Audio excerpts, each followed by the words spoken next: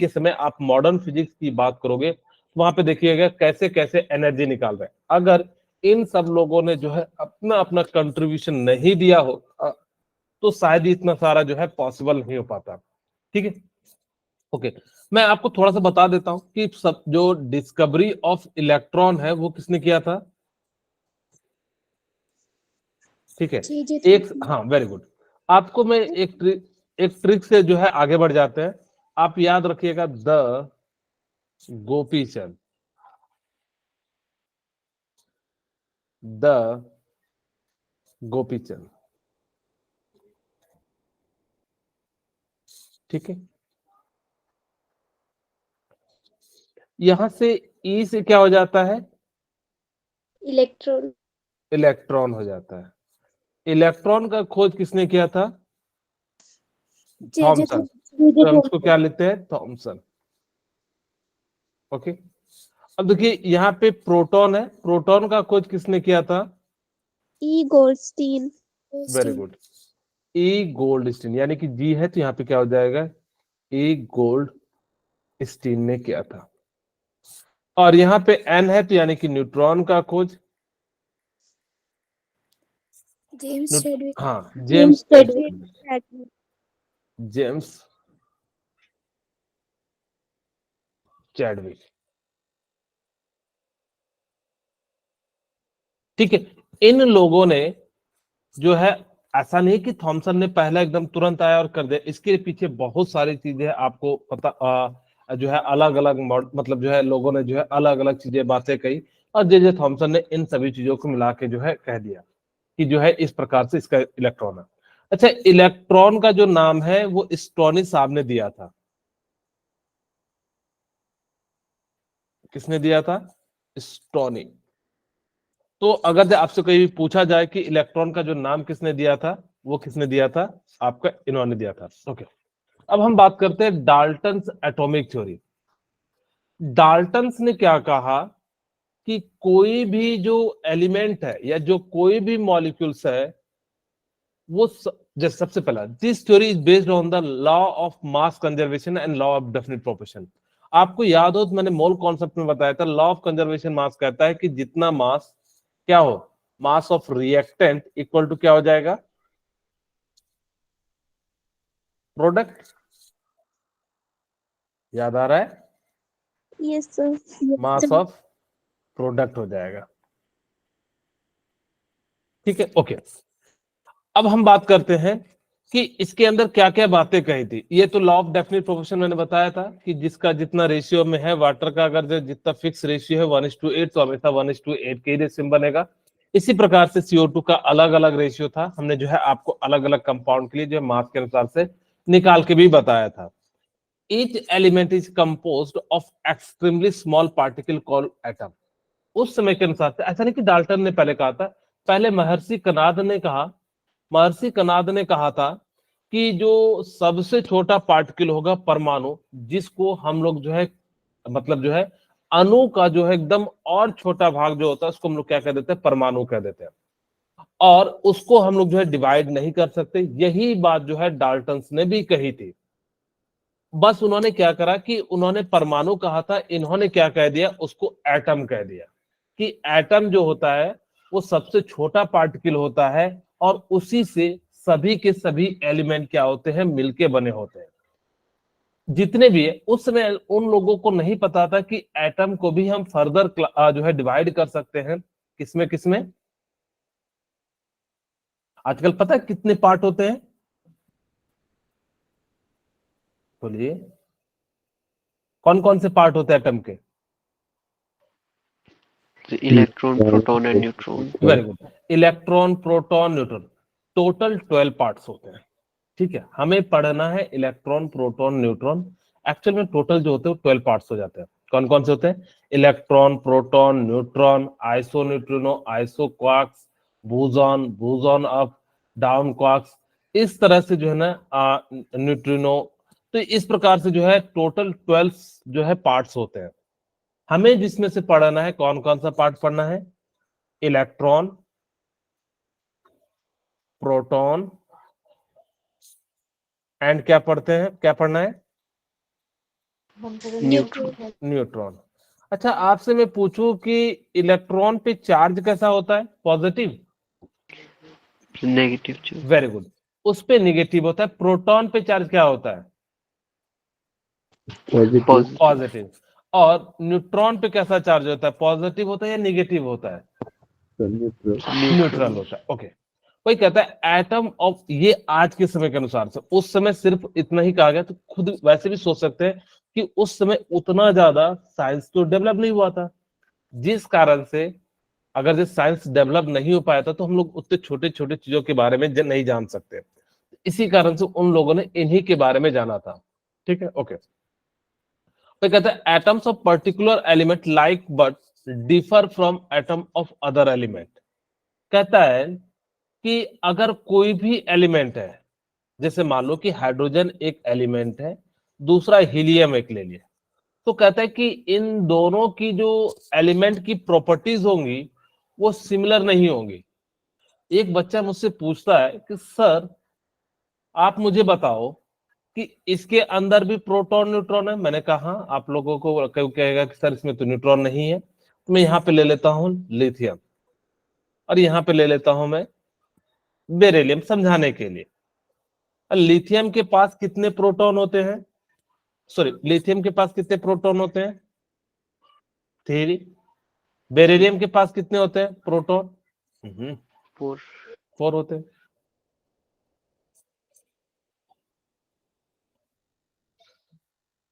Neutron कितने होते हैं?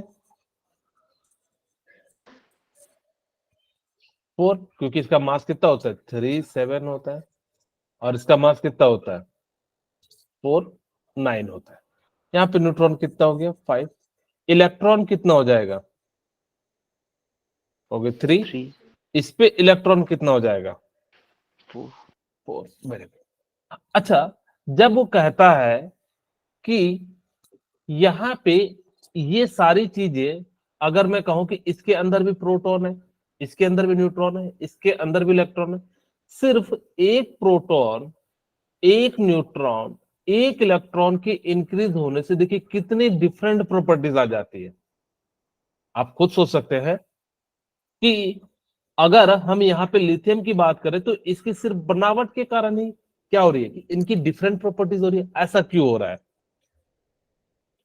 तो अगर मैं कहूं कि सर, आप कहोगे कि सर आप मुझे ये बताइए, जब तीनों के पास सेम ही, दोनों के पास सेम ही चीजें हैं, तो दोनों की प्रॉपर्टी सेम होनी चाहिए। एक्चुअल में ऐसा नहीं होता है, क्योंकि इनकी इलेक्ट्रॉन, प्रोटॉन, न्यूट्रॉन की अरेंजमेंट के कारण जो है डिफरेंट होता है। मैं आपको ऐसे समझाता हूं कि दो मैंने लड़के ले लिए, अब दोनों मैं कहूं तो सेल से ही बने हैं। अगर आप फर्दर कहोगे सर डीएनए में इसका जो है चेंज हो जाता है, हेलिक्स, उसके अंदर जो प्रोटीन्स है वो सारी चीजें चेंज हो जाती है, इसका अगर मैं ऊपर ऊपर से कहूं तो दोनों के अंदर क्या होते हैं? सेल होते हैं। अब जब दोनों में सेल होता है तो क्या दोनों एक जैसा वर्क करेगा? हो सकता है किसी को पढ़ने में मन लग रहा हो, किसी को क्रिकेट खेलने में मन लग रहा हो सकता है कि नहीं? तो इसी कारण से इनके अंदर के जो बनावट के कारण जो है इनकी जो है प्रॉपर्टीज क्या हो जाती है? वो डिफरेंट हो जाती है। Atom of each element is ultimate particle and it has characters, mass, but it structureless। इसका मतलब क्या है? Atom of each element is ultimate particle, उसके जैसा कोई दूसरा पार्टिकल नहीं होगा। अगर आपने जैसे हाइड्रोजन लिया तो उसके जैसा कोई दूसरा अल्टीमेट पार्टिकल नहीं होगा। एंड इट हैज कैरेक्टरिस्टिक्स मास, और उसके पास क्या होता है कि कैरेक्टरिस्टिक्स मास होता है, बट स्ट्रक्चरलेस होता है। अब उसका जो है हम लोग क्या करते हैं? स्ट्रक्चरलेस, क्योंकि उसमें कोई भी डिफरेंट डिफरेंट ऐसा नहीं है कि एक मतलब जो है मान लो रेक्टेंगुलर बन रहा है, दूसरा ट्रायंगुलर बन रहा है। सारे के सारे कैसे बनते हैं? एटम का स्ट्रक्चर जो है स्फेरिकल बनते हैं। कोई मुझे बताएगा कि सर स्फेरिकल ही क्यों बनते हैं?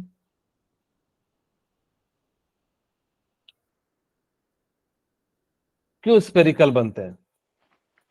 सरफेस टेंशन की वजह से। Very good. एक तो सरफेस टेंशन होता है, और दूसरा होता है कि उसमें ना चारों तरफ से इक्वल फोर्स लगता है। ठीक है।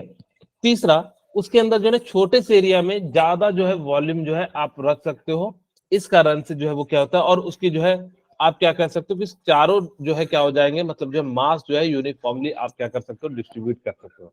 तो इसी कारण से जो है ये जो है कैसा होता है, हमेशा याद रखना कि एटम का जो शेप होता है वो कैसा होता है, स्फेरिकल हो जाता है। Okay, atoms are indestructible. उस समय के अनुसार से जो एटम था वो कैसा था, इनडिस्ट्रक्टिबल। इनडिस्ट्रक्टिबल का मतलब क्या होता है, जिसको आप तोड़ नहीं सकते। बाद में हमने इसको क्या कर दिया, तोड़ दिया, ठीक है। उसके बाद जो है ना ही उस समय बना सकते थे, ना ही उसको हम क्या कर सकते थे, डिस्ट्रॉय कर सकते थे। ओके, आज भी हम लोग जो है इलेक्ट्रॉन, प्रोटॉन, न्यूट्रॉन को बना नहीं सकते हैं। अगर जो कहता है कि मैंने बना लिया, तो समझो दुनिया में कुछ भी बना सकता है। हम लोग क्या करते हैं, एक बच्चा कहा कि सर मैंने आप लोगों को डिस्कवरी ऑफ न्यूट्रॉन नहीं बताया, वहां पे एक बच्चा मुझसे कहता है कि सर हम हीलियम लेते हैं और फिर जो हम लोग किसके साथ, बेरिलियम के साथ रिएक्शन करा देते हैं, यहाँ से हम कार्बन बना लेते हैं। हमने बनाया ना, आपने बनाया नहीं, आपने इसके इलेक्ट्रॉन प्रोटॉन के अरेंजमेंट को चेंज किया। हम जो भी नए कंपाउंड बनाते हैं वो इसके इलेक्ट्रॉन, प्रोटॉन, न्यूट्रॉन के अरेंजमेंट को चेंज करते हैं, ना कि हम उसको बना रहे हैं। तो इसीलिए जो हम लोग क्या कर सकते हैं, ना ही हम बना सकते हैं। अगर जो कहता है कि मैं बना लेता हूं, एक तरह से समझो कि वो गॉड के रूप में ही जाना जाएगा, क्योंकि वो फिर कोई भी चीज ऐसा नहीं है जिसको नहीं बना सकता, क्योंकि सारी चीजें जो है कहीं ना कहीं इलेक्ट्रॉन, प्रोटॉन से ही बनी होती है। चाहे आप सेल ले लो, चाहे कुछ भी ले लो। आप लोग कहते हो ना कि भाई हमारी बॉडी कार्बन की बनी है, तो इसका मतलब कार्बन में क्या रहता है, तो आप कहोगे इलेक्ट्रॉन, प्रोटॉन, न्यूट्रॉन नहीं रहता है। वो अलग बात है कितने न्यूट्रॉन रहते हैं, कितने प्रोटॉन रहते हैं, कितने जो है इलेक्ट्रॉन रहते हैं, लेकिन अगर रहता तो इलेक्ट्रॉन, प्रोटॉन, न्यूट्रॉन ही है। या फिर आप कहोगे ऑक्सीजन से या हाइड्रोजन से, ये सारे की सारी चीजें किससे मिलकर बने होते हैं, तो इलेक्ट्रॉन, प्रोटॉन एंड न्यूट्रॉन से जो है मिलकर बने होते हैं। इसीलिए जो इंसान कहता है कि मैंने इलेक्ट्रॉन, प्रोटॉन, न्यूट्रॉन बना लिया, तो एक तरह से जो है वो भी गॉड के रूप में ही जाना जाएगा। आप हम लोग जो बनाते हैं वो सिर्फ इसके एटम के, इसके इलेक्ट्रॉन, प्रोटॉन को दूसरे के साथ जो है चिपका देते हैं या निकाल के जो है बनाते हैं, तो हम लोग जो है नेचुरल एलिमेंट का बनाते हैं। अभी तक ऐसा नहीं है कि हमने जो है पूरा एकदम लैब में ही कोई एलिमेंट बनाया हो, नहीं। हम क्या करते हैं, किसी के साथ टकराते हैं तो उसके इलेक्ट्रॉन कुछ निकल के उधर चले जाते हैं और उसके निकल के जो है इधर आ जाते हैं। Okay, atom of different element take parts in chemical reaction to form molecules. आपको पता है कि अगर जब आप एलिमेंट को जो है रिएक्शन कराओगे, तो वहां पे जो है क्या हो जाएगा, आपका मॉलिक्यूल्स या कंपाउंड का फॉर्मेशन हो जाएगा। हम बात करते हैं एटॉमिक मॉडल। सबसे पहला मॉडल आया था थॉमसन मॉडल। जब इलेक्ट्रॉन, प्रोटॉन की डिस्कवरी हो गई थी, तो इलेक्ट्रॉन, प्रोटॉन के हिसाब से जो है थॉमसन मॉडल आया था। थॉमसन मॉडल को हम लोग वाटर मॉडल भी कहते हैं, वाटरमेलन, या इसको प्लम प्लूडिंग मॉडल भी कहते हैं, प्लम प्लूडिंग मॉडल भी कहा जाता है। ठीक है, तो इस प्रकार से जो है हम सबसे पहले पढ़ेंगे थॉमसन मॉडल, फिर जो है रदरफोर्ड मॉडल, फिर बोर्स मॉडल एंड जो है वेव मैकेनिकल मॉडल। अब हुआ क्या कि उस समय के अनुसार से जब थॉमसन ने, जब उसके जो है, मैं आपको बता दूं कि जे थॉमसन ने इलेक्ट्रॉन का डिस्कवर किया था। ठीक है, जे थॉमसन ने किसका डिस्कवर किया था, बोलिए, electron. Electron. Very good. Proton का डिस्कवर किसने किया था, गोल्ड स्टीन ने। गोल्डस्टीन।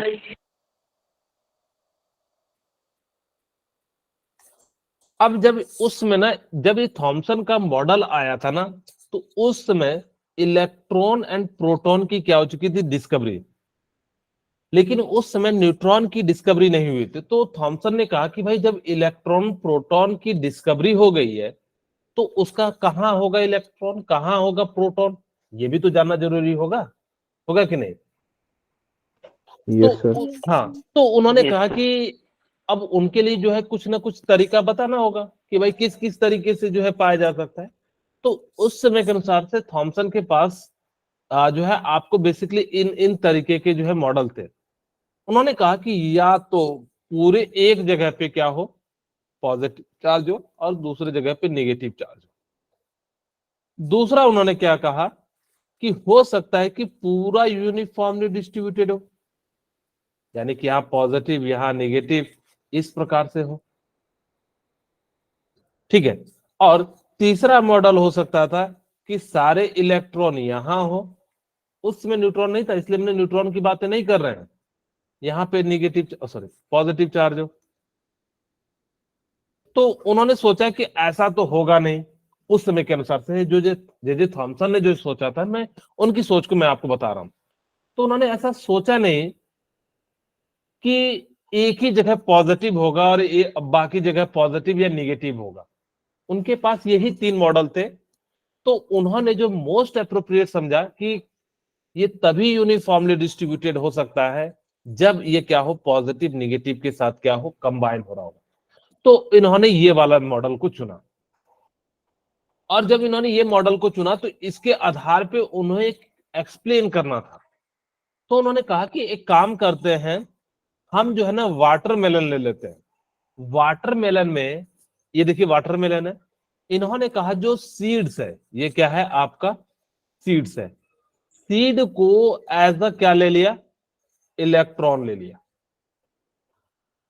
ठीक है। एंड रेड पार्ट जिसको आप पल्प कहते हो, क्या कहते हो, पल्प ही कहते हैं ना, मैं यहां पे लिख देता हूं रेड पार्ट, Yes, sir. हाँ रेड पार्ट ऑफ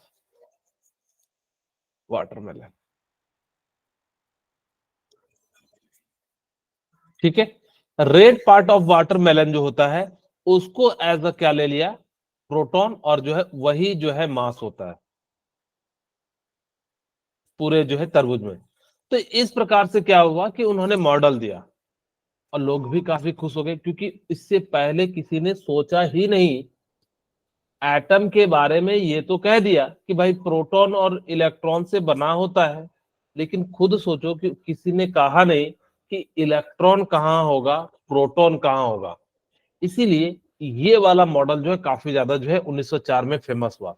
इसको अलग अलग जो है लोगों ने अलग अलग नाम से दिया, भाई वाटर के साथ है तो इसको इसके नाम से दे दिया, वाटरमेलन नाम।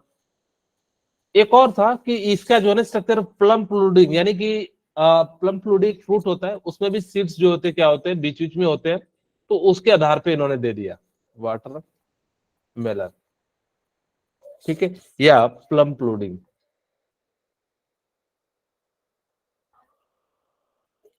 तो इन नाम से जो है इसको क्या कहा जाना था। और ये पहला मॉडल था जिन्होंने क्या करा था कि इस प्रकार से जो है बताया कि इलेक्ट्रॉन यहां पे होंगे। वो अलग बात है कि इनकी बातें गलत हो गई, लेकिन इन्होंने पहली बार जो है इन्होंने दिया था, इसको रेजिन पुडिंग मॉडल भी कहा जाता है। तो ये चीज लिखा हुआ है कि this was the first propose a detail model of atom. इससे पहले अभी तक कोई भी मॉडल नहीं था जिसके बारे में हम बता सके कि कहीं पे कहां पे इलेक्ट्रॉन होगा, कहां पे प्रोटॉन होगा। Thomson proposed that an atom consists of uniformly pair of positive charge in which the electrons are distributed more or less uniformly. इन्होंने कहा कि ये जो इलेक्ट्रॉन होंगे ना यूनिफॉर्मली नहीं होंगे, ये लेस यूनिफॉर्मली होंगे। हो सकता है कहीं ज्यादा हो, कहीं जो है कम हो। आप देखिएगा तरबूज में जो इनर वाला पार्ट होता है, यहां पे मैं बात करूं तो इस जगह पे सीड की क्वांटिटी क्या होती है, लेस होती है, मोर होती है, मोर होती है। आप लोगों ने अगर दिखाया होगा तो देखा होगा कि इनकी इस जगह पे जो क्वांटिटी होती है वो बहुत ज्यादा होती है। जब वो बहुत ज्यादा होती है, और इधर जो ऐसा नहीं कि इधर इधर नहीं होती, इधर होती है लेकिन कम होती है। तो जिस कारण से ये क्या था, यूनिफॉर्मली नहीं था, और इसी कारण से हम लोग जो है कहते थे लेस यूनिफॉर्मली। इसको अलग नाम से नाते plum pudding model, raisin model, watermelon model. आप ऐसे याद रखना, कभी भूल जाओ थॉमसन। अब देखो मैं ना इसको कहता हूं कि थॉमसन को आप देखिए एम यहां आ रहा है, इसको पलट के कैसा बनेगा, वाटर डब्ल्यू, तो यानी कि वाटरमेलन। कई बार भूल जाते हैं कि सर किसने जो है कौन सा मॉडल दिया था, तो आप ऐसे इसको याद रख सकते हैं। ओके, इसकी क्या क्या ड्रॉबैक थी। इसकी 3-4 ड्रॉबैक थी। पहला, ये जो मॉडल था ना, स्टैटिक मॉडल था। स्टैटिक का मतलब क्या होता है? रेस्ट पे। हाँ, इन्होंने ये नहीं बताया कि इलेक्ट्रॉन कहाँ घूम रहा है, जबकि एक्चुअल में क्या कर रहा है, इलेक्ट्रॉन घूम रहा है। ठीक है, तो उनके आधार पे इन्होंने कहा कि ये तो स्टैटिक मॉडल था, जबकि इलेक्ट्रॉन का क्या हो रहा था, मूवमेंट हो रहा था। दूसरा, इन्होंने कहा कि जो मास होता है ना, वो पूरे यूनिफॉर्मली होता है, जबकि मास जो है यूनिफॉर्मली नहीं था। कहां पे था? सेंटर में था। आप लोगों को पता होगा, अगर discovery of electron, proton, neutron आप लोगों ने पहले पढ़ा होगा, तो वहां पे आपको पता होगा कि जो है कहां पे पाया जाता है, सेंटर में जो है आपको पाया जाता है। ओके। तीसरा, इन्होंने ये नहीं बताया mass of consider even spread over the atom. इन्होंने जो है कहा था कि मास जो होता है वो क्या होता है, पूरा जो है यूनिफॉर्मली जो होता है, जबकि एक्चुअल में जो मास था वो क्या था, आपका गलत था। तीसरा, इन्होंने कहा कि जो इलेक्ट्रॉन होते हैं ना, अच्छा चलिए मैंने ये बता दिया ना स्टैटिक मॉडल, कि स्टैटिक मॉडल यानी कि इलेक्ट्रॉन जो होते हैं वो क्या कर रहे होते हैं, रिवॉल्व कर रहे होते हैं। तो ये बेसिकली इनके क्या थे, ड्रॉबैक थे। पहला क्या था कि मास, इन्होंने क्या कहा था कि जो है वो यूनिफॉर्मली डिस्ट्रीब्यूटेड होता है in the atom, but in actual mass is present at the centre of atom. जो मास था वो कहां पे प्रेजेंट था, सेंटर ऑफ एटम था। फिर सेकेंड, इन्होंने कहा था कि this model is static model because electron are not revolved in the atom, but in actual electron are revolved around the nucleus। तो उन्होंने ये बातें कही थी, जिस कारण से ये मॉडल जो है आपका क्या हो गया, गलत हो गया। ये गलत कैसे हुआ? जब इनके सामने जो है क्या आ गया कि बोर्स का मॉडल आया, तो इनकी बातें जो है क्या होने लगी, गलत हो गई। अच्छा, इससे पहले रदरफोर्ड का मॉडल आया था, तो रदरफोर्ड की भी जो है बातें कर लेते हैं। ओके, मैं आपको समझाता हूं। हुआ यूं कि मैं आपको एक नए पेज में ऐड कर देता हूं। यहां पे हमने जो है क्या माना है, एक अल्फा सोर्स पार्टिकल माना। अल्फा किसे कहते हैं? अल्फा पार्टिकल किसे कहते हैं? सर जिसके पास फोटोन पॉजिटिव चार्ज हो। अच्छा मुझे बताइए, Ca+2 को हम फोटोन अल्फा पार्टिकल कहेंगे? बोलिए।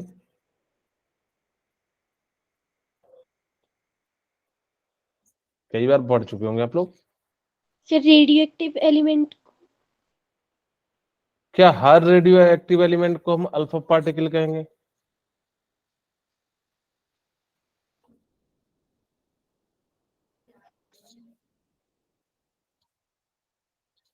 चलिए मैं बता देता हूँ, ये एक बार नीट में भी है।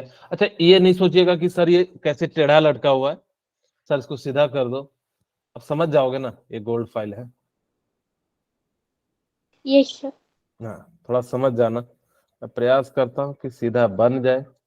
बन गया तो ठीक है, ना बने तो भी आप समझ जाना। ठीक है, ओके। चलिए, हमें तो समझने से मतलब है कि यहाँ पे अल्फा पार्टिकल सोर्स रहता है।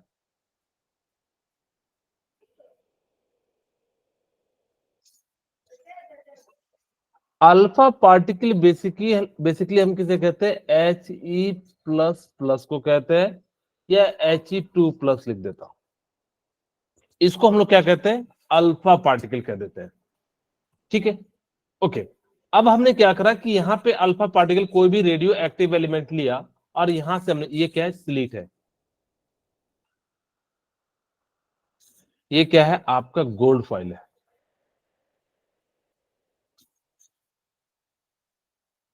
और यहां पे हमने क्या कर दिया, फ्लोरोसेंट मटेरियल डाल दिया। फ्लोरोसेंट मटेरियल क्या होता है, कभी देखा है आप लोगों ने? ZnS यानी कि जिंक सल्फाइड।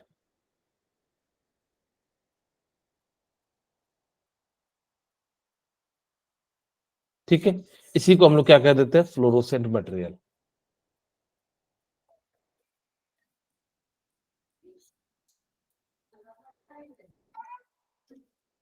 ठीक है, ओके। अब ये जो गोल्ड फाइल था ना, इसका हमने थिकनेस कितना लिया, 100 नैनोमीटर लिया। ध्यान से सुनना, हुआ कैसे कैसे आपको मैं समझाता हूं। ठीक है, हमने यहाँ से क्या करा कि ये स्लिट आपको सबको एक एक करके जो है मैं समझा देता हूं।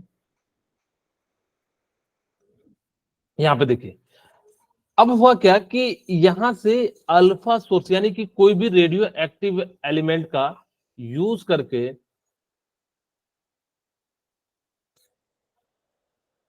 हमने क्या बनाया,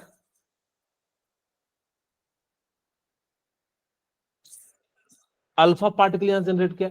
अल्फा पार्टिकल बेसिकली क्या होता है, He++ को कहते हैं। एक बच्चा मुझसे पूछा कि सर ये स्लिट का काम क्या होता है। आप सभी को पता है स्लिट का काम क्या होता है,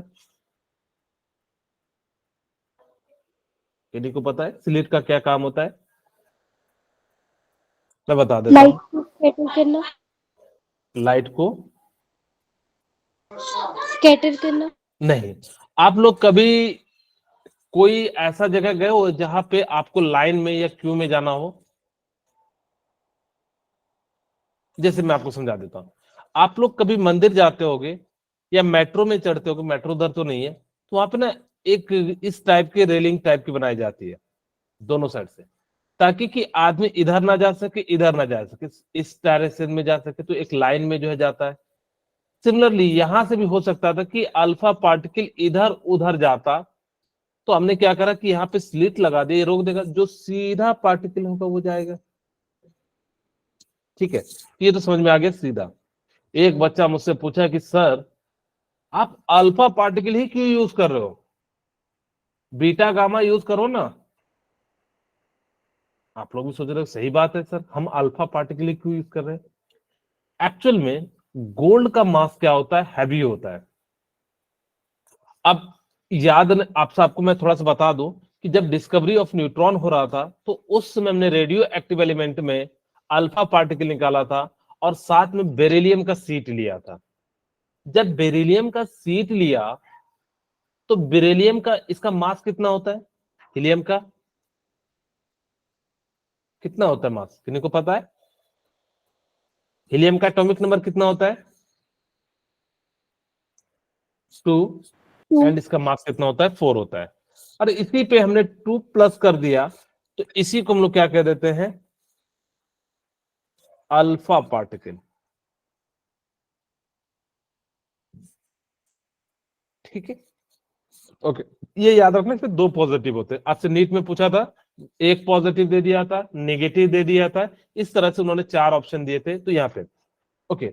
अब जब ये टकराया, ये फ्लोरोसेंट मटेरियल, अच्छा सबसे पहले तो मैं ये समझा देता हूं फ्लोरोसेंट मटेरियल का काम क्या होता है। फ्लोरोसेंट मटेरियल आप लोगों ने कभी देखा है? जरूर देखा होगा। अच्छा मैं समझा देता हूँ, फ्लोरोसेंट मटेरियल का काम होता है कि जब लाइट पड़ती है तो ग्लो करना। कहोगे सर ये ऑटोमेटिक ग्लो करता है, हाँ ये ऑटोमेटिक ग्लो करता है। कहोगे सर एक एग्जांपल बता दो, आपको मैं एक एग्जांपल बताता हूँ। जैसे मान लीजिए आप लोगों कभी जो है रोड से जाते होंगे, आपको पेड़ पे लिखा एक जो है रेड कलर का जो है स्टिकर लगा होता है, गोल गोल, ये जो है चमकता है, जैसे लाइट चलता है तो यानी कि चमकने लगता है। ऐसा कभी देखा है किसी ने? अरे लगा होगा Yes, sir. हर जगह। अच्छा, हाँ जी बोलिए शिल्पी, आपने देखा है शिल्पी? हाँ जी बोलिए शिल्पी।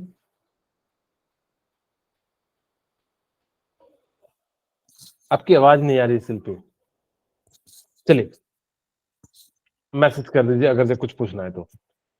ओके, अगर आप लोगों ने देखा होगा कि वहां पे क्या होता है, अगर जो ना आपको कहीं पे रोड या डाइवर्जन होगा, क्योंकि आप लोग हिमाचल में है तो बहुत सारे जो है डाइवर्जन मिलेंगे, तो वहां पे देखिए आपको क्या होगा कि जो है ना छोटे छोटे जो है ना गोल सर्कुलर फॉर्म में लगे रहते हैं, ताकि कि रात में लाइट पड़े तो जल सके, वो जो ऑटोमेटिक जलता है। कहोगे सर हमने नहीं देखा, आप मुझे दूसरा एग्जाम्पल बताओ। चलिए हम दूसरा बस, किसी ने ये देखा है कि यहाँ से बिलासपुर जो है 50 किलोमीटर है, ऐसा वाला बोर्ड ऊपर में जो लगे रहते हैं रोड पे? Yes sir. Yes, sir. अच्छा, उसमें आप कभी देखे हो कि अगर जो कभी रात में चलते होंगे तो लाइट जैसी पड़ती तो पूरा का पूरा आपको दिखने लगता है? Yes, sir. हाँ, तो वही चीज होते हैं फ्लोरोसेंट मटेरियल। कई बच्चे अब छोटे होते हैं तो कहते हैं कि रेडियम होता है, रेडियम चमकता है, मैं ऐसा नहीं कहता नहीं होता, लेकिन वो काफी ज्यादा कॉस्टली होता है उसका, और से जो ना रेडियो वेव्स भी निकलती है, हम उसका यूज नहीं करते हैं। बचपन में कहते हैं ना कि ये जो है रेडियम लगा हुआ है, वो एक्चुअल में रेडियम नहीं होता है, वो फ्लोरोसेंट मटेरियल होता है। मैं ऐसा नहीं कह रहा कि रेडियम नहीं चमकता है, चमकता है, लेकिन साथ में वो क्या करता है, रेडियो वेव्स भी रिलीज करता है, जिस कारण से हम लोग उसका यूज नहीं करते हैं। आपको पता होगा कि जो आपका रेडियम होता है वो रेडियो एक्टिव एलिमेंट होता है, और जिस कारण से हम लोग जो है उसका यूज नहीं करते हैं। अब कहोगे सर ठीक है, हमें समझ में आ गया कि फ्लोरोसेंट मटेरियल वो होता है जो कि क्या करता है कि लाइट पड़ने पे जो है चमकता है। ठीक है। सेकंड, तो मैं एक और बात बताता हूँ। आप लोगों ने साइकिल चलाए होंगे, साइकिल के पीछे रेड कलर का इस टाइप का कोई तिकोना बना होता है, किसी ने Yes, sir. नोटिस किया है? हाँ, वो Yes, sir. क्यों दिया जाता है?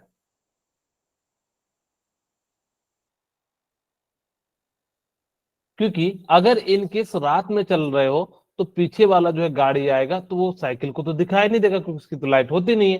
तो इसीलिए एक आगे में इस टाइप का और एक पीछे में दिया जाता है, ताकि कि दोनों साइड से आ सके, तो जो है वो धक्का ना मार दे। अगर जो नहीं दिया रहता, अभी छोटी सी चीज है लेकिन कितनी काम की है। एक और चीज देखिए, अगर आप लोगों ने ट्रैफिक पुलिस का जैकेट देखा होगा ना, तो बीच में एक स्ट्रिप लगी रहती है व्हाइट कलर की। वो क्या करता है, जैसे रात होता है तो चमकने लगता है, नहीं तो पता लगा कि रात में लाइट गई, गाड़ी वाले ने जो है ठोक दिया। वैसे भी ठोकने में सब माहिर ही है, तो पता लगा जो है वो है से था में हो जाएगा, इसीलिए होता है। खैर, अब ये सारी चीजें जो हम समझ गए कि सर ये फ्लोरोसेंट मटेरियल होता है, लाइट पड़ती है तो चमकने लगता है। ओके, अब यहाँ पे ध्यान से सुनना कि हमने क्या करा कि यहाँ से अल्फा पार्टिकल जो है यहाँ से टकराया, और टकराने के बाद ये जो है ना क्या हो गया कि अलग अलग डायरेक्शन में जो है डेविएट कर गया।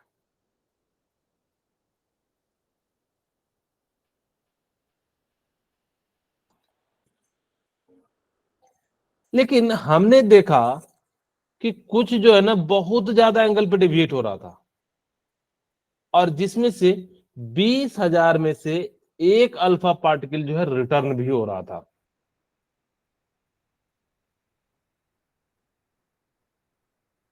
ठीक है, यहां से निकला और वापस टकरा के जो है क्या हो गया, यहां पे चले आया। अब एक बच्चा मुझसे बोला कि सर ठीक है, हम समझ गए अल्फा पार्टिकल लिए, यहाँ पे गोल्ड फॉइल ही क्यों लिए, आप कोई दूसरा ले लीजिए। एक्चुअल में गोल्ड की जो मेलेबिलिटी होती है वो क्या होती है, कम होती है, ज्यादा होती है? से ज्यादा होती है। Very good. जिस कारण से इसको हमने बहुत थीन सीट में कन्वर्ट कर दिया, जिसका थिकनेस कितना है, 100 नैनोमीटर, इतना थिकनेस में कन्वर्ट कर दिया। और इससे ज्यादा जो है थिकनेस कोई चीज होता नहीं है। इसीलिए कहोगे सर ऐसा क्यों किया, इतना थिकनेस कम करने से क्या फायदा? इससे ये फायदा हुआ कि उसमें ना मिनिमम एटम आ सके। जैसे ऐसे समझिए, पेपर का एक पेज लीजिए, पेपर के 2 पेज लीजिए। पेपर में अगर मैं बात करूं कि 2 पेज में नंबर ऑफ एटम ज्यादा होंगे, होंगे कि नहीं? बोलिए। Yes, sir. अगर जो नंबर ऑफ एटम्स ज्यादा होंगे तो उसको पेनिट्रेट कर पाना बहुत ज्यादा मुश्किल है। कहोगे सर हमें फील नहीं आया, आप मुझे फील दिलाइए। अब जैसे मान लो आप लाइट को किसी व्हाइट प्लोथिन से पास करके देखिए, वो पूरा का पूरा पास हो जाएगा, होगा कि नहीं? Yes, sir. Yes.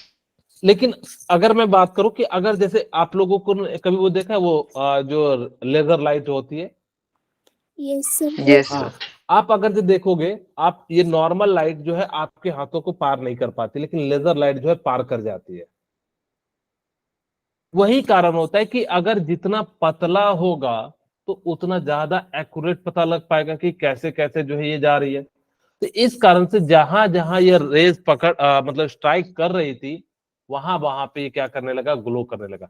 इसका मतलब हम लोग समझ गए कि ये जो है क्या है, इसके अंदर बहुत सारी रोज जो है रेज थी, वो बिल्कुल स्ट्रेट मैनर में पास हो गई। मैक्सिमम जो रेज थी वो कैसे पास होगी, स्ट्रेट। अब आप मुझे बताइए, मैं आपको एक एग्जांपल के साथ समझाना चाहता हूं। अगर मेरे पास ये कोई एक एटम है, ठीक है, अगर मेरे पास कोई एक एटम है, अगर ये खाली स्पेस होगा तो कैसे पास हो जाएगा, स्टेट में, होगा कि नहीं? Yes, sir. अब यहाँ पे ऐसा नहीं सोचना कि सर आप एक ही रेस पास कर रहे हो, बहुत सारे होते हैं क्योंकि इतने सारे गैप जो होते हैं हो जाते हैं। अब मैं बताऊंगा कि न्यूक्लियस और उसका कितना जो है बड़ा गैप होता है। अगर ये बिल्कुल किनारे से होके जाएगा, अगर ये किनारे से होके जाएगा तो ये इस डायरेक्शन में चले जाएगा।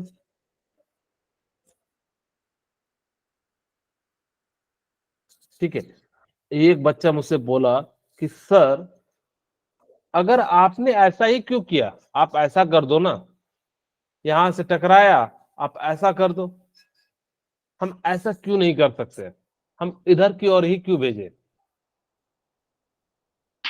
क्योंकि पॉजिटिव चार्ज पॉजिटिव रिपेल करेगा। Very good. यहाँ पे अगर न्यूक्लियस में निगेटिव चार्ज होता, अगर यहाँ पे हीलियम है He++, तो इस पे पॉजिटिव चार्ज है, और जैसे ही जाता है तो न्यूक्लियस के पास भी पॉजिटिव चार्ज है, वो रिपेल कर देता है, और रिपेल करेगा तो कहां की ओर भागेगा? ऊपर की ओर। इसी कारण से इसका जो डायरेक्शन होता है वो कैसा हो जाता है? इस डायरेक्शन में हो जाता है। ओके चलिए ठीक है, कहोगे सर समझ में आ गया। अब क्या हुआ कि ये जो है ना, एक 20,000 में से एक ये गया, इससे टकराया, और ये क्या हो गया? वापस रिटर्न हो गया। ऐसे समझो कि मान लो कि मेरे पास रुई की गठरी है। रुई की गठरी समझते हो? Yes, sir. यस ये रुई की गठरी है, और रुई की गठरी में मैंने ना लोहे का बॉल रख दिया। अगर ये किनारे से जाएगा तो पास हो जाएगा या रुक जाएगा? तो पास हो जाएगा। Very good. अगर यहां से जाएगा तो पास हो जाएगा, तो ये रुक जाएगा? कहोगे सर पास हो जाएगा। पास हो जाएगा। अगर ये सेंटर से जाके टकरा गया तो मुझे बताइए क्या होगा? रिटर्न होगा या इसको चीरते हुए पार हो जाएगा? क्योंकि ये काफी ज्यादा मजबूत है। रिफ्लेक्ट बैक हो जाएगी। हाँ, अब यहाँ पे क्या हो रहा था, इसीलिए हमने क्या लिया था? गोल्ड फॉइल का एटम लिया, क्योंकि हीलियम से बहुत बहुत ज्यादा इसका मास होता है, इसको चीरता हुआ पार जो है वो पार नहीं कर सकता। अगर आप यहाँ पे किसी हल्के एलिमेंट का ले लेते, लिथियम बेरिलियम का, तो उसकी धज्जियां उड़ाते हुए जो है क्या कर जाता? पार कर जाता। इसीलिए अब आपको शायद समझ में आ गया होगा क्यों हमने जो है गोल्ड फॉइल को लिया, क्योंकि वो तो दो प्रॉपर्टीज के कारण जो है हमने गोल्ड फॉइल लिया। पहला प्रॉपर्टीज क्या था कि उस वो जो है बहुत ज्यादा मेलेबल था। दूसरा प्रॉपर्टीज क्या था? उसका मास जो है हीलियम के कंपैरिजन में बहुत ज्यादा था। ठीक है। अब एक बच्चा कहता है कि सर हम लोग नेगेटिव पार्टिकल ले सकते थे क्या? नहीं। आप अगर ये नेगेटिव पार्टिकल लेते तो आपको पता नहीं लग पाता न्यूक्लियस में क्या है। हो सकता था कि यहाँ पे न्यूक्लियस तो जिस कारण से पहले ही हो जाए, और जब यहाँ पे हमने लिया तो इससे हमें ये पता लग गया। दूसरा कि हमने हीलियम ही पार्टिकल क्यों लिया, बीटा पार्टिकल क्यों नहीं लिया? बीटा पार्टिकल जब ले रहे थे तो इसको पेनिट्रेट कर दे रहा था, यानी कि जैसे कि आप लोगों ने देखा होगा आपकी हड्डी को एक्सरे क्या कर जाता है? पार कर जाता है। करता है कि नहीं करता है? Yes, sir. Yes, तभी sir. तो हमें पता लगता है कि आपकी हड्डी टूटी है या नहीं टूटी है। जिस जगह से आपकी हड्डी पास नहीं होती है वहां पर से, जैसे मान लो कि ये हड्डी है, सपोज कीजिए, और हड्डी जैसा लगेगा नहीं। ऐसे एक हड्डी का मैं बनाने का प्रयास करता हूं। एक आप लोगों ने देखा होगा टॉम एंड जेरी में। ठीक है, ओके। मान लीजिए यहाँ पे ये क्या है? क्रैक है, या क्रैक है तो गैप है। अब जब आपको पता है कि एक्सरे यहां से क्या हो जाएगा? हड्डी को चीरता हुआ पार हो जाता है। ठीक है, ओके। तो जब ये पार हो जाता है तो जिस कारण से यहाँ पे एक अलग इमेज बनता है, और इस जगह पे इंटेंसिटी बहुत ज्यादा हो जाती है जिस कारण से इस जगह का अलग से बनता है। आपको तब यहाँ पे जो है क्या हो जाता है कि जो है हमें पता लग जाता है कि आपकी हड्डी जो है ब्रेक हुई है नहीं। सिमिलरली उसी तरीके से जब आप गामा रेज को ले रहे थे तो वो सीधा पेनिट्रेट करते हुए इससे पार हो जा रहा था। वो अलग बात है कि इससे अल्फा पार्टिकल नहीं पास हो रहे थे, लेकिन इससे जो बीटा पार्टिकल थे, सॉरी गामा पार्टिकल थे, वो पास होते हुए चले जा रहे थे। इस कारण से हमने जो है अल्फा पार्टिकल को लिया, बीटा एंड गामा को नहीं लिया। ओके, कहोगे सर ठीक है समझ में आ गया। यहां से कंक्लूजन क्या क्या निकला? कंक्लूजन निकला, ध्यान सुनना, 3 बातें। इन्होंने कहा कि आपको पता है कि जो रदरफोर्ड ने क्या कहा कि इसका मोस्ट ऑफ द जो पार्ट है वो क्या होगा, वैकेंट होगा, यानी कि खाली होगा। और छोटे से पार्ट में क्या था कि आपका मास है, जिस कारण से, कैसे कहा उन्होंने मास है, क्योंकि उन्होंने देखा कि पार्टिकल जो जो डिफ्लेक्ट कर रहे थे, इसका मतलब है कि इसी रीजन में मास होगा, तभी तो डिफ्लेक्ट करेगा। अगर यहां से पास हो गया तो इसका मतलब ये तो खाली स्पेस है। आप ऐसे समझो कि एयर में मैंने बॉल फेंका, अगर जब पास हो जाएगा इसका मतलब वहां कुछ नहीं है। अगर मैंने एयर में एक थिन पॉलीथिन व्हाइट कलर का डाल दिया, उससे टकराया, उससे रिटर्न हो गया, इसका मतलब वहां पे कुछ है, ये तो पता लगेगा। तो सिमिलरली यहां पे भी वैसा ही हुआ। यहां से जब आपने पास कराया तो ये पास हो गया, और जबकि यहां से नहीं पास हुआ तो इसका मतलब है कि मास यहीं पे है। अब एक बच्चा कहा कि सर आप कैसे कह सकते हो कि सारा का सारा मास यहीं पे है। एक्चुअल में देखा कि सिर्फ पर्टिकुलर रीजन में ही जो है डिफ्लेक्शन हो रहा था, पूरे में नहीं हो रहा था, जिस कारण से हमने क्या कहा यहाँ पे मास है। और दूसरा रीजन ये था कि यहां से डिफ्लेक्ट होने के बाद जो है वो सम एंगल पे जा रहा था, और प्रोटॉन पे जो है पॉजिटिव चार्ज हो जाता है, इस कारण से यहाँ पे हमने क्या कह दिया, न्यूक्लियस होता है। आपको मैं एक एग्जांपल के रूप में समझाता हूं कि एटम एंड न्यूक्लियस का साइज कितना बड़ा होता है। अगर आप लोगों ने जो टेनिस बॉल होता है, टेनिस बॉल जिससे हम लोग जो क्रिकेट खेलते हैं, इसका साइज ले लिए तो उसका एटम का साइज कितना होगा पता है आप लोगों को? एक बड़े से स्टेडियम यानी कि नरेंद्र मोदी स्टेडियम के बराबर होगा। अगर आपने उसके अंदर जो बॉल से खेला जाता है, जो बॉल होगी उसका, अगर आपने उस न्यूक्लियस को, उसका न्यूक्लियस मान लीजिए बॉल का उतना सा, तो जो एटम होगा वो कितना बड़ा हो जाएगा, यानी कि एक बड़े से स्टेडियम यानी कि नरेंद्र मोदी स्टेडियम के बराबर जो है एटम होगा। सोच सकते हो कि उसके अंदर कितना स्पेस खाली होगा। आप एक अंदाज लगा सकते हो कि उसके अंदर कितना जो है स्पेस जो है खाली है। इसी से मैंने आपको समझाने का प्रयास किया कि आप कितना भी मैक्सिमम रेस जो है क्या हो जाएगी, पास हो जाएगी। इसीलिए 20,000 में से एक अल्फा पार्टिकल जो है क्या हो जाती है, रिटर्न हो जाती है। बोलिए अब आप लोगों को शायद ये सारी बातें समझ में आ गई होंगी। अगर किन्हीं को कोई दिक्कत है तो आप लोग जो है यहाँ पे पूछ सकते हैं। अच्छा एक चीज मैं बताना भूल गया, ये जो स्लीट होती है ना वो लेड की बनी होती है, ठीक है? वो किसकी बनी होती है, लेड की बनी होती है। अब मुझे बताइए कि अगर किन्हीं को कोई पॉइंट ना समझ में आया हो तो अभी आप लोग पूछ सकते हैं। रदरफोर्ड क्लियर है? बोलिए। Yes, sir. अच्छा रदरफोर्ड ने किसका डिस्कवरी किया था? सब चीजें बता दी। अब ये बताइए कि रदरफोर्ड ने किसका डिस्कवरी किया था?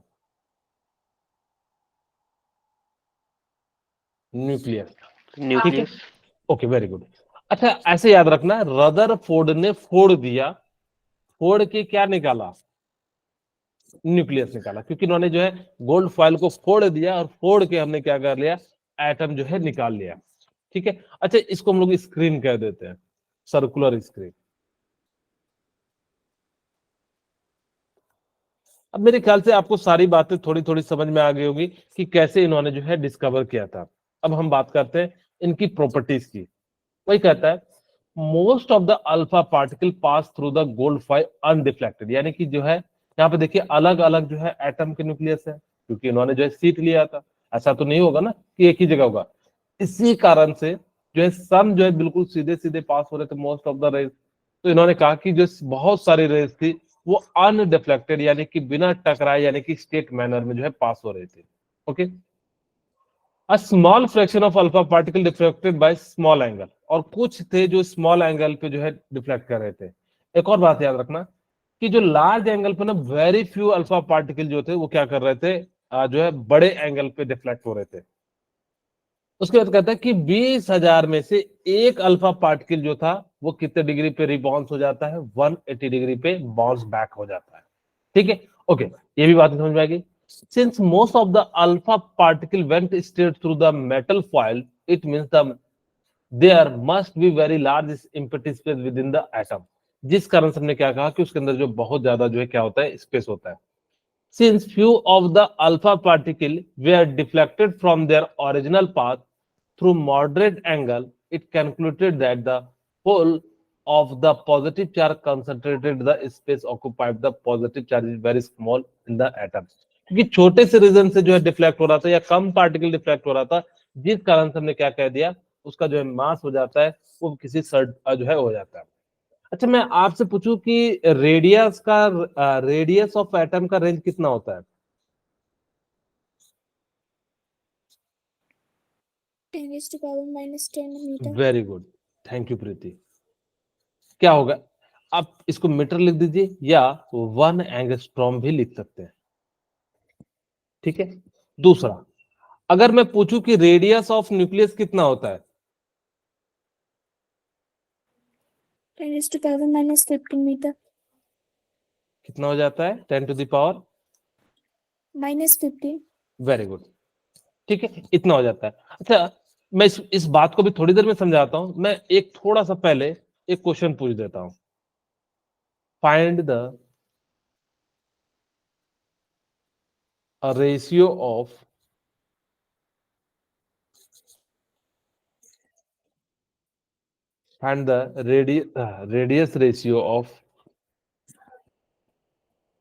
radius ratio of atom and nucleus। Option दे देता हूं। 10⁻⁻10, B 10⁻⁻15, C 10⁻⁻5 centimetre and D 10⁻, plus दे देता हूं। पता है इसका आंसर क्या होगा?